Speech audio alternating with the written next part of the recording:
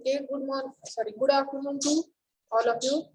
Today we have to see the remaining part of the conventional forming processes. So in conventional forming processes, we have seen in last lecture, rolling part is over and and one more part.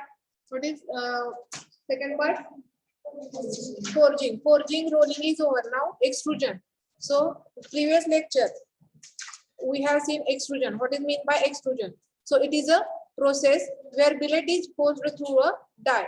ज्यावेळी आपल्याला force करायचे, bill rate काय करायची, force करायची आणि त्या बिलेटला आपण एक डाय ओपनिंग देतो. तर जी काय ती डाय ओपनिंग आहे कोणत्याही आकाराची असेल तर तो तसा आकार घेणार कशामध्ये, एक्सट्रुजन मध्ये. So we have discussed different types of extrusion. So in that process we have seen direct extrusion, indirect extrusion and impact extrusion and hydrostatic extrusion. So we have covered first part, direct extrusion. So in direct extrusion metal flows in the same direction. Direction कशी मेटलची, same direction आहे as that of RAM. जी काही रॅमची direction आहे तीच तुमच्या metal फ्लोची direction आहे. आता diagram मध्ये बघा, तर हा जो काही रॅम आहे हा काय करणार आहे, फोर्स अप्लाय करणार आहे कशावरती, तुमच्या बिलेट वरती. तुमची जी काही बिलेट आहे ती बिलेट हिटेड आहे आणि हा रॅम काय करणार आहे, त्याच्यावर फोर्स अप्लाय करणार आहे. ज्यावेळी हा फोर्स अप्लाय करेल त्यावेळी काय होणार आहे, ही जी काही डाय ओपनिंग आहे, ही जी डाय ओपनिंग, ज्याचा डाय ओपनिंगचा जसा शेप असेल तसं तुमच्या एक्सट्रुजनचा शेप असणार आहे.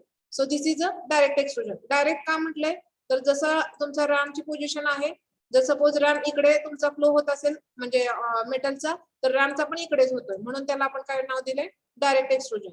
And because of the relative motion between the heated billet. Billet कशी आहे, आपण हिटेड आहे, ती हीट केलेली बिलेट आहे आपण. Relative motion between heated billet and the chamber walls friction is severe and it reduced by using molten gases as the lubricant in case of steel at higher temperature. आता तुम्हाला जर ही bill rate जी आहे त्याचं friction होते, कशासोबत friction होते, तर जो काही आतला चेंबर आहे त्याच्यासोबत काय होतंय, फ्रिक्शन होते. तर ते फ्रिक्शन रिड्यूस करण्यासाठी आपण काय करतो, वेगवेगळे ल्युब्रिकंट त्याच्यामध्ये यूज करतो. आणि ही जी आहे ती डाय ओपनिंग आहे, ह्याच्यामध्ये तीनच हे आहेत, डाय ओपनिंग इकडची, हा रॅम आणि ही बिलेट. हे तीनच नाव ह्याच्यामध्ये इम्पॉर्टंट आहेत कशामध्ये, डायरेक्ट एक्सट्रुजन मध्ये. And at lower temperature oils with graphite powder is used for the lubrication. ज्यावेळी तुमचं लोअर टेम्परेचर असेल त्यावेळी you can use the oil or graphite powder for the lubrication purpose.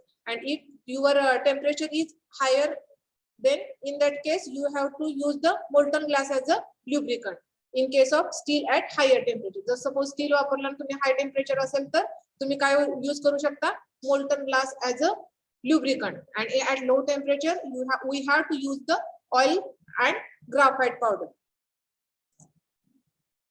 Next is a indirect extrusion. Next is the indirect extrusion. So indirect extrusion मध्ये काय, आता in indirect extrusion process metal flows in opposite direction of the ram. Suppose तुमची RAM जी आहे ती इकडून चालू आहे, तर तुमची बिलेटचा फ्लो कशा होणार आहे, मेटलचा फ्लो इकडून होणार आहे, म्हणजे इथली इन अपोजिट डायरेक्शन. आता एखादा पाईप आहे, हा आपल्याला एखादा रॉड तयार करायचंय, पण त्या रॉड मध्ये मला काय करायचंय, हॉलो सेक्शन क्रिएट करायचंय. रॉड मध्ये काय करायचंय, हॉलो सेक्शन क्रिएट करायचंय. तर in that case we are using the indirect extrusion. So it is more efficient since it reduces the friction losses considerably. And the process, however, it is not used extensively because it restricts the length of extruded component. का बरं extruded component, म्हणजे ह्याच्यामध्ये जी काही length आहे ती restricted आहे. का, तर जी काय आपण इथं मॅन्ड्रिल वापरतो, म्हणजे जे काय तुम्हाला सेक्शन हॉलो पाहिजे तो ऑलरेडी तुम्ही इथे ठेवलेला आहे की किती पाहिजे मला.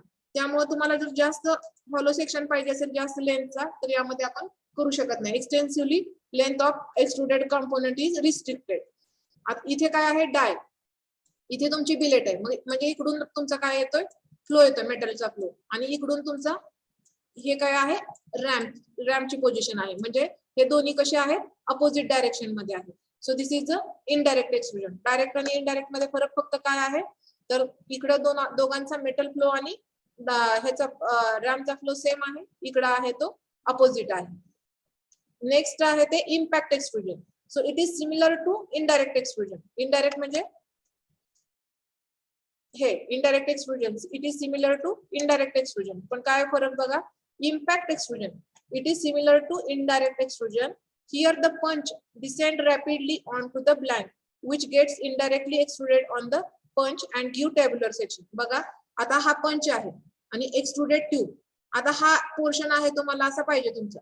तर यावरून तुम्ही जेव्हा काय होतो इम्पॅक्ट, ह्या एक्सट्रुजनचा अर्थच काय, ज्यावेळी तुम्ही इम्पॅक्ट कराल, जसा इम्पॅक्ट कराल आणि खाली जसा तुम्ही आकार द्याल ब्लँकचा, तुमच्या वर्क पीसचा जसा आकार द्याल तसं तुमचा काय होणार आहे, जो काही प्रोडक्ट असेल. हा प्रोडक्ट कसा असेल, आधी असा असेल फक्त. सपोज अशी एक लेंथ आहे अशी या प्रोडक्टची, हा जो प्रोडक्ट होता त्याची लेंथ अशी आहे सपोज, आणि मी हा पंच ह्याच्यावर टाकला असा ह्या साईजचा. कसा मला आकार असा पाहिजे, हा दिसतोय का तुम्हाला तुमचा ह्याच्या कशासारखा हा आकार,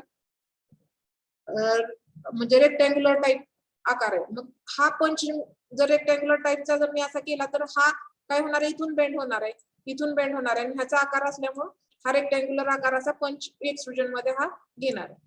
म्हणजे इथे तुम्हाला काय मिळणार आहे, परत जो तुमचा एक्सट्रुडेड ट्यूब जी पाहिजे तुम्हाला तसा आकार पंचमुळे मिळणार आहे. फक्त ह्यामध्ये यूज काय केलंय, पंच यूज केलाय तुम्ही, म्हणून ह्याला इम्पॅक्ट एक्सट्रुजन म्हणलं. म्हणजे इम्पॅक्ट वरून खाली देताय तुम्ही कशाला, इथे तुमच्या ब्लँकला किंवा वर्क पीसला.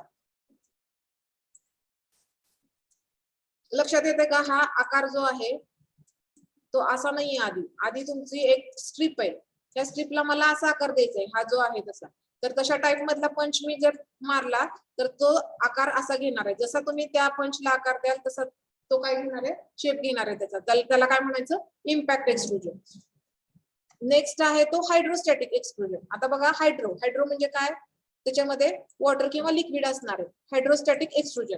आता ह्यामध्ये बिलेट असणार आहे, तुमचं डाय असणार आहे, डाय ओपनिंग असणार आहे, एक्सट्रुजन होणार आहे. पण ह्याच्यामध्ये आपण काय करतोय, तर फोर्स कशामुळे अप्लाय होते, त्याच्यामध्ये फ्लुइडमुळे फोर्स अप्लाय होते, म्हणून त्याला आपण काय म्हणतो, हायड्रोस्टॅटिक एक्सट्रुजन.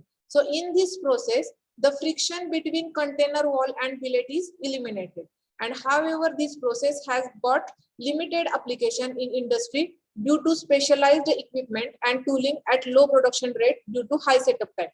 आता ह्याच्यामध्ये हाय सेटअप टाइम म्हणजे काय, तुम्हाला वॉटर पण रिक्वायर्ड आहे आणि बाकीच्या ज्या काही प्रोसेस आहेत त्या तर ऍज इट इज आहेत, म्हणून आपण ही प्रोसेस काय करतो, जास्त इंडस्ट्रीमध्ये वापरत नाही, किंवा लिमिटेडच किंवा ऍप्लिकेशन आहे त्याच्या इंडस्ट्रीमध्ये, त्यामुळे आपण जास्त ठिकाणी हे यूज करत नाही. आता ह्याच्यामध्ये बघा बिलेट आहे,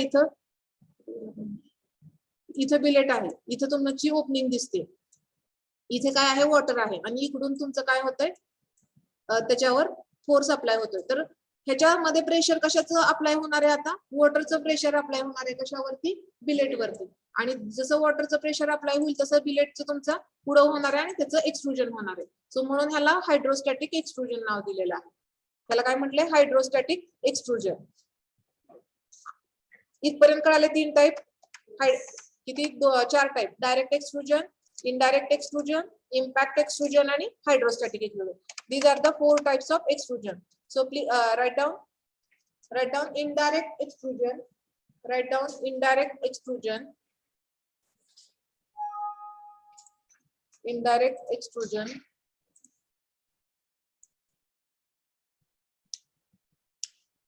draw the diagram only, draw only diagram.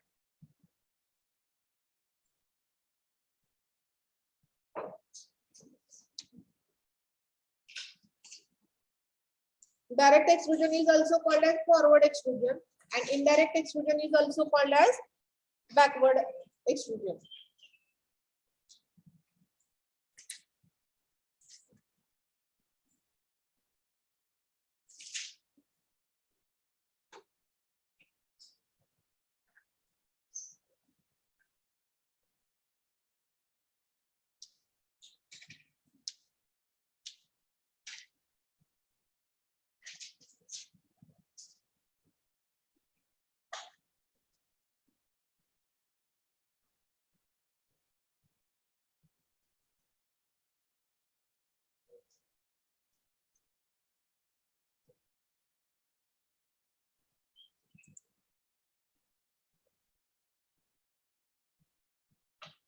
कळालं का?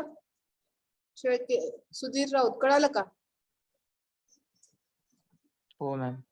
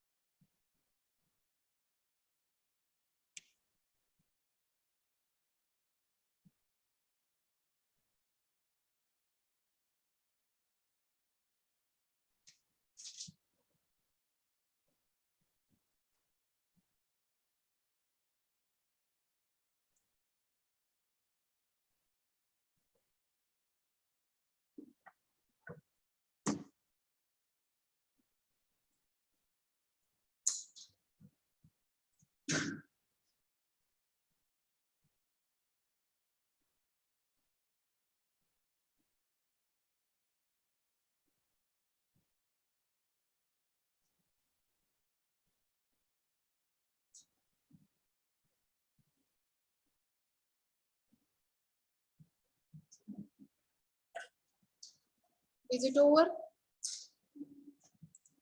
Is it over? Yes, ma'am.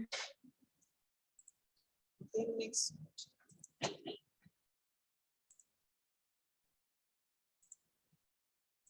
आज बात करेंगे होता है हीटेड बिलेट को। तो देखते हैं, डायरेक्ट बोलते हैं जो हमारा ये मिलता है डाई ओपनिंग के बाहर। तो इस तरह से डायरेक्ट एक्सट्रूजन जो है वो काम करता है। अब बात करते हैं बैकवर्ड एक्सट्रूजन की। बैकवर्ड एक्सट्रूजन के सबसे बैकवर्ड एक्सट्रूजन म्हणजेच इनडायरेक्ट एक्सट्रूजन। पहले हम पार्ट्स देख लेते हैं कौन कौन से होते हैं। तो जो इनडायरेक्ट एक्सट्रूजन भी हम इसे बोलते हैं, उसके अंदर जो डाई ओपनिंग होगी वो रैम के अंदर ही होगी। जो हमारा मेटल प्रेस होगा और वो जाएगा इस डाई ओपनिंग के थ्रू पीछे की तरफ जाएगा। तो Join the community of more than 2 million Binomists who are investing only. इसलिए I think हम इसे बैकवर्ड एक्सट्रूजन बोलते हैं। इसके अंदर हमारे पास हीटेड बिलेट होती है जो हमारी सिलेंडर के अंदर होती है। तो जब ये रैम इस ओपनिंग के साथ इसको प्रेस करती है हमारी हीटेड बिलेट को, तो क्या होता है, ये जो हीटेड बिलेट है उसको ये रास्ता यहाँ से मिलता है जाने के लिए। ये ओपनिंग मिलती है और इस ओपनिंग के थ्रू वो जाती है और जाने के बाद जो हमारी इस ओपनिंग की शेप बघा यामध्ये हीटेड बिलेट जी इथे आहे, तर इकडून तुमचा रॅम काय होणार आहे, या हीटेड बिलेट वर येणार आहे। जे काय डाय ओपनिंग म्हटले, जेवढी डाय ओपनिंग आहे तेवढाच तुम्ही प्रोडक्ट तयार करू शकता यामध्ये। आणि ही काय होणार आहे, इथून आतमध्ये बाहेर पास होणार आहे। ही व्हाईट कलरचं दिसतंय का, इथून ती काय होणार आहे, त्याला डाय ओपनिंग येणार आहे। शेप है, रिक्वायर्ड शेप है, वो हमें उस तरह का प्रोडक्ट दे देती है। चलिए देखते हैं ये कैसे काम करती है। जब रैम आगे जाएगी, हीटेड बिलेट हमारी प्रोडक्ट के अंदर कन्वर्ट हो जाएगी। तो ये हमारी जो डाई ओपनिंग है, तो ये वर्क करेगी प्रोडक्ट देने के लिए। तो इसको बोलते हैं बैकवर्ड एक्सट्रूजन। डायरेक्ट एक्सट्रूजन में क्या था, जो हमारी जो डाई ओपनिंग है वो यहाँ पे थी, रैम आगे जाती है तो डायरेक्ट के अंदर यहाँ हमें प्रोडक्ट मिलता है, लेकिन इसमें हमें बैकवर्ड साइड में मिलता है, तो इसलिए हम इसको बैकवर्ड एक्सट्रूजन प्रोसेस बोलते हैं। नेक्स्ट है हमारे पास इम्पैक्ट एक्सट्रूजन। जो इम्पैक्ट एक्सट्रूजन है ये मेनली ट्यूब्स बनाने के काम आती है। ट्यूब्स मीन्स जैसे हमारी शेविंग क्रीम की ट्यूब है, जैसे हमारी कोलगेट की ट्यूब है, तो वो चीजें ये बनाने के काम आती है। तो इसके जो पार्ट्स हैं, हमारे पास एक डाई होगी जिसके अंदर ट्यूब की शेप होगी।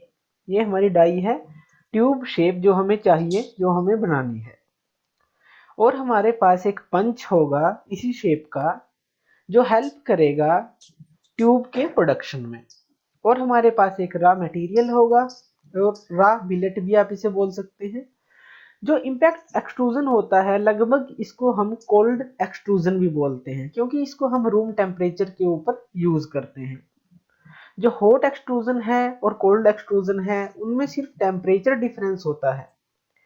कोल्ड के अंदर हम उसे कम गर्म करते हैं, गर्म तो करते हैं लेकिन कम गर्म करते हैं, उसको कोल्ड एक्सट्रूजन बोलते हैं। हॉट के अंदर हम उसको रिक्रिस्टलाइजेशन टेम्परेचर के लगभग गर्म करते हैं तो उसको हॉट एक्सट्रूजन बोलते हैं। तो कोल्ड का मतलब ये नहीं है कि हम उसे ठंडा करते हैं, कोल्ड एक्सट्रूजन का मतलब है कि हम उसे कुछ गर्म करते हैं जो हमें रिक्वायर्ड अमाउंट चाहिए। तो इसके अंदर देख मटीरियल है वो प्रोडक्ट के अंदर चेंज हो जाएगा। तो ये जो एक्सट्रूडेड मटेरियल है इस पंच के आसपास ये हमारी एक ट्यूब बन चुकी है। जे आपण कोलगेट वगैरे यूज करतो ना त्या काही ट्यूब्स मध्ये ते ह्या इम्पॅक्ट एक्सट्रुजनचं ऍप्लिकेशन आहे।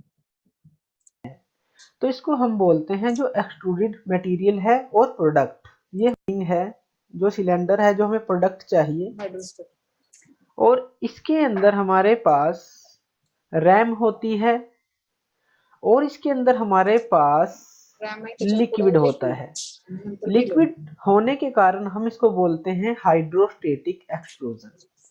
इसमें जो ये लिक्विड है ये हेल्प करता है यूनिफॉर्मली डिस्ट्रीब्यूट करने के लिए जो रैम हमारी फोर्स लगाएगी। हाइड्रोस्टेटिक एक्सट्रूजन हम काफी हार्ड मटेरियल्स के लिए यूज करते हैं, जिनको हम इजीली एक्सट्रूड नहीं कर पाते उसको हम हाइड्रोस्टेटिक एक्सट्रूजन के थ्रू प्रोडक्ट के अंदर चेंज करते हैं। जैसे जो हाईली हमारे स्ट्रेंथ के मटेरियल हैं, सिरामिक हो करता है, देख ले बिलेट पड़ी होती है मींस रॉ मटेरियल, वो लिक्विड के ऊपर फोर्स लगाएगी और लिक्विड इस फोर्स को ट्रांसमिट कर देगा हीटेड बिलेट को। हीटेड जो बिलेट है वो हमारी कन्वर्ट हो जाए हाइड्रोस्टेटिक एक्सट्रूजन, वो है ट्यूब एक्सट्रूजन। ट्यूब एक्सट्रूजन के अंदर क्या होता है, अगर हमें कोई ट्यूब बनानी है जो अंदर से एम्प्टी हो मींस अंदर उसके होल हो, एक इस तरह के हीटेड बिलेट है उसको बनाने में, क्योंकि हम क्या करेंगे इस रैम को ट्यूब एक्सट्रुजन एक म्हणजे पार्ट आहे अजून। तर ज्यावेळी तुम्हाला आतमध्ये हॉलो सेक्शन बनवायचं आहे तुमच्या प्रोडक्टच्या, एखादी एमटी काय करायची तुम्हाला सपोज कोलगेट जे आहे ते एमटी बनवायचे, आतमध्ये फक्त पोकळी पाहिजे मला, बाकी त्याच्यामध्ये मटेरियल काही नको, तर त्यावेळी तुम्ही ट्यूब एक्सट्रुजन यूज करता। तर ह्याच्यामध्ये हे रॅम आहे आणि हे फोर्स करेंगे मॅन्ड्रिल आगे की म्हणजे तरफ, आतमध्ये होल क्रिएट और जो ये करण्यासाठी मैंड्रिल है ये वापरतो आपण हमारी एक प्रोडक्ट, त्याला जो म्हणतो हमारा मॅन्ड्रिल। हीटेड बिलेट था उसके अंदर एक स्पेस क्रिएट कर आणि देगी जो हीटेड हमारा प्रोडक्ट बनेगा। तो ये होलो हो जाएगी और ये हमारी एक दिसते का ट्यूब ते के हॉलो अंदर तयार झाला कन्वर्ट हो आतमध्ये, जाएगी। म्हणजे जे काय तो इसको हम हॉलो सेक्शन बोलते आहे हैं तुमचं आहे त्याच्यामध्ये आत पोकळी तयार एक्सट्रूडेड झाली, ट्यूब, त्याला और जो हमारा ट्यूब फाइनल एक्सट्रुजन म्हणतात। प्रोडक्ट है। हे नाहीये तरी पण लक्षात ठेवा। तो इस तरह से हम ट्यूब एक्सट्रूड करते हैं इस। Thank you.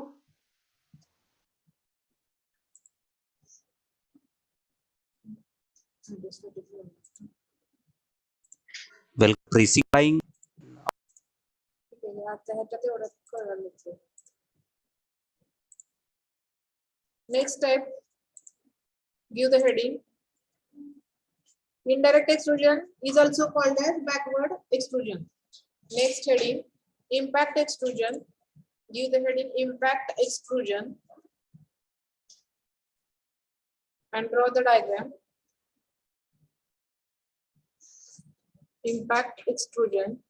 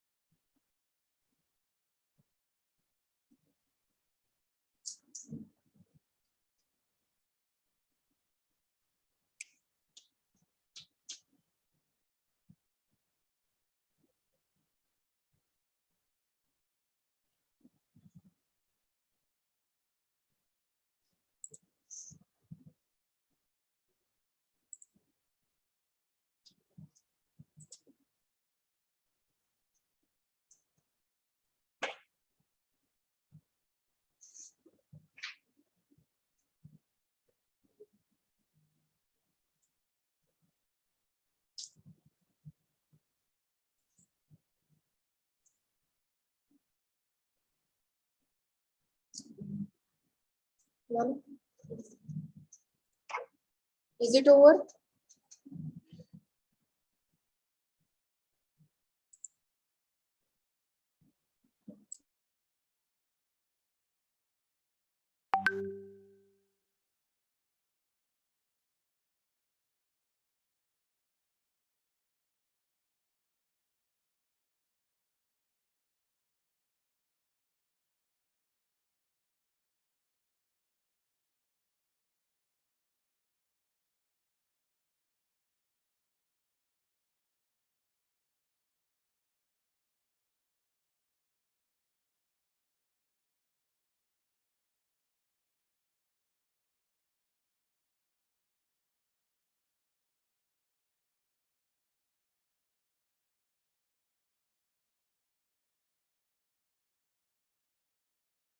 Is it over?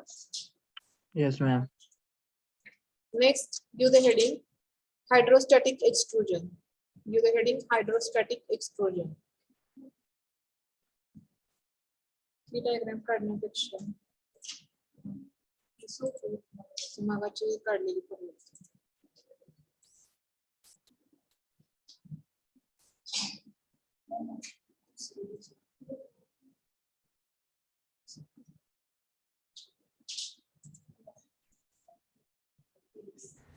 Can you do it? Yes coach, net फाड़ून टाकेल. आज बात इसके अंदर रैम आगे जाती है, इसके अंदर हम अंदर है जो हमें प्रोडक्ट चाहिए तो बोलते हैं हाइड्रोस्टेटिक. हाँ, draw this diagram hydrostatic extrusion. Hydrostatic extrusion.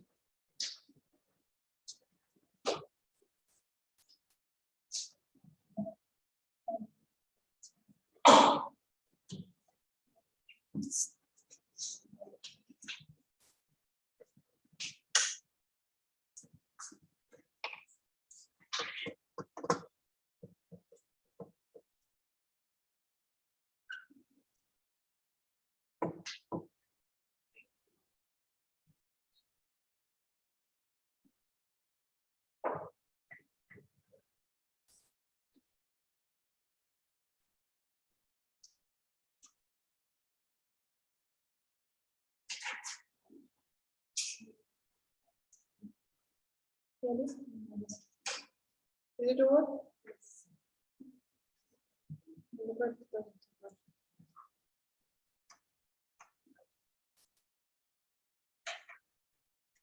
Is it over? Yes, ma'am. काढताय ना डायग्राम? सबमिशनच्या वेळी हा, आहे बरं मॅम. का, आणि ओरल आहे आपल्याला. लक्षात ठेवा सगळे, ओरल पण आहे. आयएससी नंतर ओरल पण आहे.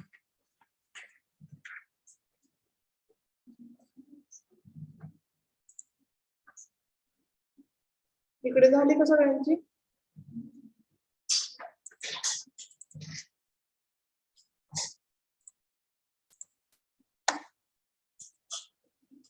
The next heading drawing.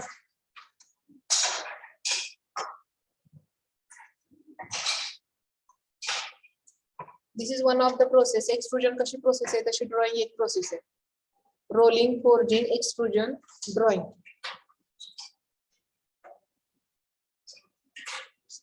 आपल्याला लार्ज क्वांटिटी मध्ये ज्यावेळी आपण वायर्स तयार करतो, रॉड्स किंवा ट्यूब्स किंवा अदर सेक्शन अजून तुमचे प्रोड्यूस करतो, तो ड्रॉइंग प्रोसेसनी तयार करतो आपण.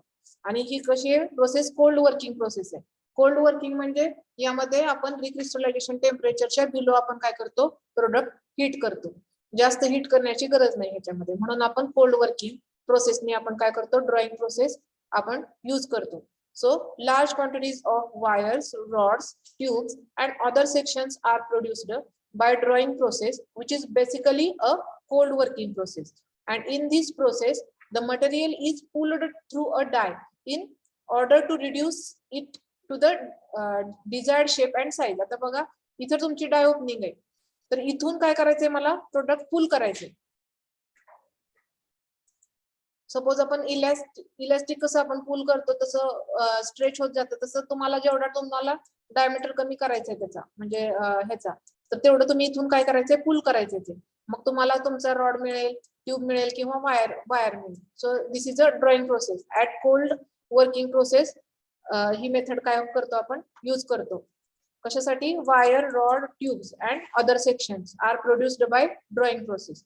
In this process the material is pulled through die. Die मधून आपण काय करतोय? हे पुल करतोय. आणि ज्यावेळी तुम्ही डाय मधून पुल करताय त्यावेळी तुम्हाला काय मिळणार आहे? तुमचं वायर मिळणार आहे किंवा रॉड मिळणार आहे किंवा ट्यूब मिळणार आहे. And in typical wire drawing operation once end of wire is reduced and passed through the opening of die, gripped and pulled to reduce its diameter. जेव्हा एकदा डाय ओपनिंग मधून हे तुमचं काय बाहेर आलं तर जेवढं तुम्ही पुल कराल तेवढा त्याचा डायमीटर काय होणार आहे? कमी कमी होत जाणार आहे. मग तुम्हाला जेवढा पाहिजे त्यावेळी ठेवायचं. नेक्स्ट परत तुम्हाला काय करायचं? अजून पुल करायचं. So this is a drawing process. And next process is आता हे by successive drawing operation through dies of reducing diameter. हे बघा आता इनकमिंग वायर ह्या डाय मधून आली, परत ह्या ब्लॉक मध्ये गेली, परत ह्या डाय मध्ये आली. जसं जसं तुम्ही ती प्रोसेस कराल तसं तसं तुम्हाला काय होणार आहे? त्याचा डायमीटर कमी होत जाणार आहे आणि तुम्हाला लास्ट इथं तुमचा जो काही प्रोडक्ट आहे तो मिळणार आहे. म्हणजे तुम्हाला वायर मिळणार आहे तुमची जी काय आहे. आपण ते बघत नाही का बंडल वायरचा असा गुंडाळलेला असतो, त्याला एक प्रोसेस आहे. मग एका डाय मधून दुसऱ्या एका ब्लॉक मध्ये, मग परत डाय मध्ये, परत ब्लॉक मध्ये, असं करत करत ते काय करतात? पूर्ण वायर गुंडाळतात एका ब्लॉकला. मग एक लास्टला ब्लॉक असा येतो की तिथं तुमचं वायर संपते. म्हणजे फिनिश्ड ड्रॉ ब्लॉक इथं तुम्हाला मिळतो. हा आहे तो लास्टचा कॉम्पोनंट तुमचा. And annealing before each drawing operation permits large area of reduction. Tungsten carbide dies are used for drawing hard wires and diamond dies is choice for fine wires. जर fine wires तुम्हाला करायचे असतील तर diamond dies use करतो आपण. आणि जर तुम्हाला हार्ड वायर्स यूज करायचे असतील प्रोडक्ट म्हणून तर टंगस्टन कार्बाइड जे आहे त्याच्या मटेरियल पासून केलेले डाईज आपण यूज करतो. This is about the drawing process. And next आपण आता ते ट्यूब एक्सट्रुजन होतं. This is a tube drawing. हे काय आहे? Tube drawing. तर tube drawing is also similar to wire drawing except that mandrel of appropriate diameter is required to form the internal hole. आता एखादं होल तयार करायचे मला आतमध्ये, तर ह्याला काय आपण देतो? मॅन्ड्रेल. मॅन्ड्रेल म्हणजे काय? तर एखादं पोर्शन आहे, एखादा हा ऑब्जेक्ट आहे, ह्या ऑब्जेक्ट मध्ये मला एखादी पोकळी तयार करायची किंवा एखादा हॉलो सेक्शन तयार करायचे, त्यासाठी आपण मॅन्ड्रेल यूज करतो. म्हणून या ट्यूब ड्रॉइंग मध्ये आता ट्यूब आहे, ऑफकोर्स ट्यूब आहे म्हणजे हॉलो सेक्शन आहे त्यामध्ये, आणि हॉलो सेक्शन आपल्याला पाहिजे म्हणजे तुम्हाला मॅन्ड्रेल यूज करायचे. So tube drawing is also similar to drawing wire drawing except that mandrel of appropriate diameter is required to form the internal hole. मला होल ह्याच्यामध्ये पाहिजे त्यासाठी आपण काय करतोय? हे मॅन्ड्रेल यूज करतोय ह्याच्यामध्ये. म्हणजे तुमचं काय मिळणार आहे? तुम्हाला इथे कॅव्हिटी तयार होणार आहे, हॉलो कॅव्हिटी ह्याची तयार होणार आहे. हे आहे ते मॅन्ड्रेल आहे, ब्ल्यू कलरचं दिसतंय. हे आहे डाय आणि इथं हे ब्ल्यू कलरचं आहे ते काय आहे? मॅन्ड्रेल आहे. Examples of tube drawing operation with the stationary and moving mandrel. एक तर तुम्ही स्टेशनरी मॅन्ड्रेल पण यूज करू शकता किंवा मुव्हिंग मॅन्ड्रेल पण यूज करू शकता. दोन टाईप मध्ये आपण मॅन्ड्रेल यूज करू शकतो. This is about the tube drawing. Give the heading drawing, draw the diagram, only draw the diagram, drawing,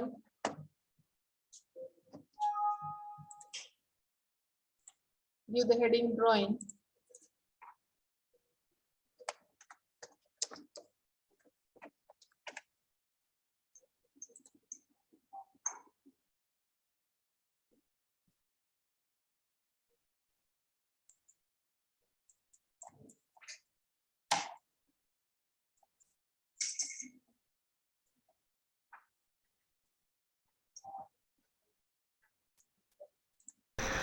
Today we will of a man with a opening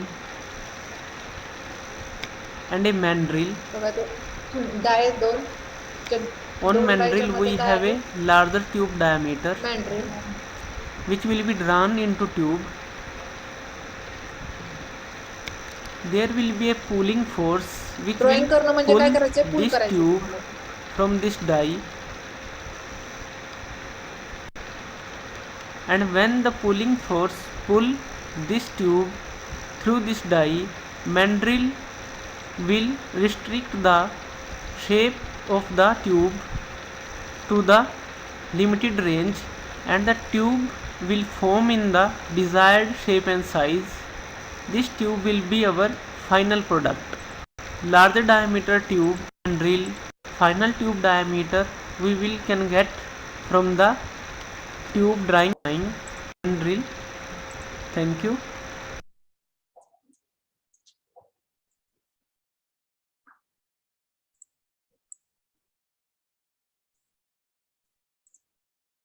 काढली diagram. Diagram काढली ड्रॉइंगची. Next tube drawing.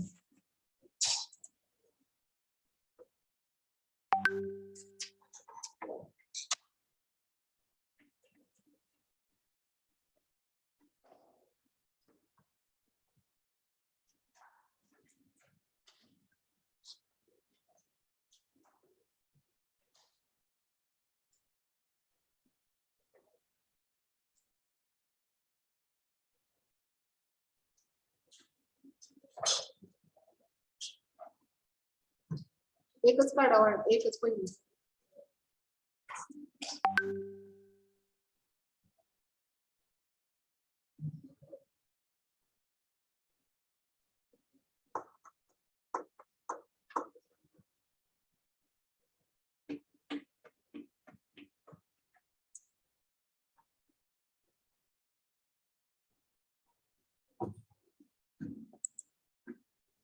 Up to this, any doubt?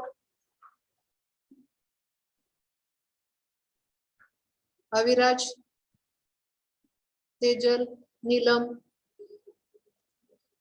अक्षय आहेत का कोण? Yes, ma'am. Up to this, any doubt? No, ma'am. No, ma'am.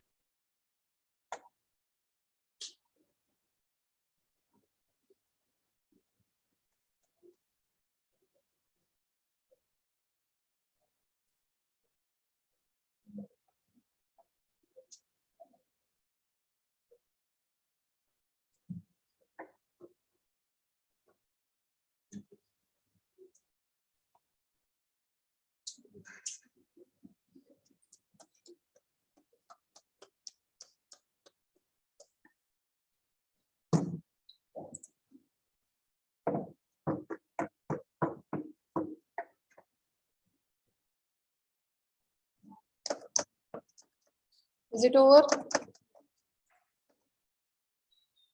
Is it over?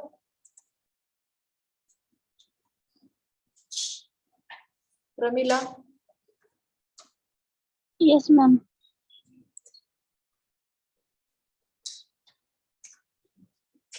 Okay.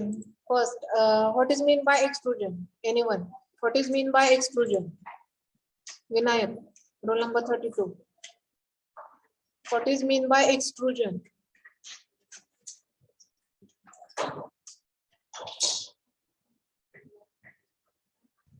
Hello. हाँ बोला, आवाज येतोय. Hello. हाँ येतोय आवाज, बोला.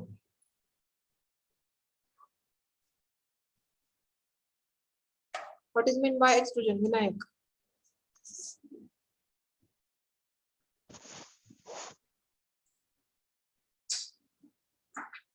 Aditya Jadhav, roll number 33.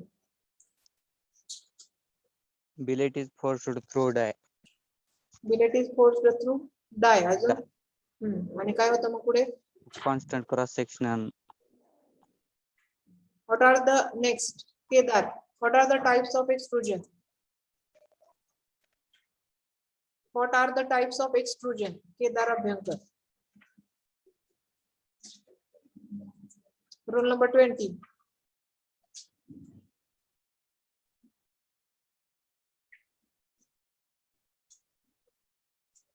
Tejal, roll number 50. Tejal Kasbe. Am I audible? Yes, ma'am. कुणाला audible आहे त्यांनी सांगा. What are the types of extrusion? First काय? Direct extrusion. Direct extrusion. Second? Indirect extrusion. Third? Impact. Hydrostatic. कोणतं? Impact. Impact. आणि fourth? Hydrostatic. Hydrostatic extrusion. आणि tube extrusion पण एक आहे, लक्षात ठेवा. Second process is the drawing process, and last process is the tube drawing process. So up to this, any doubt? Up to this, any doubt? No, ma'am. Sorry. मला stop हे करायचं होतं ना.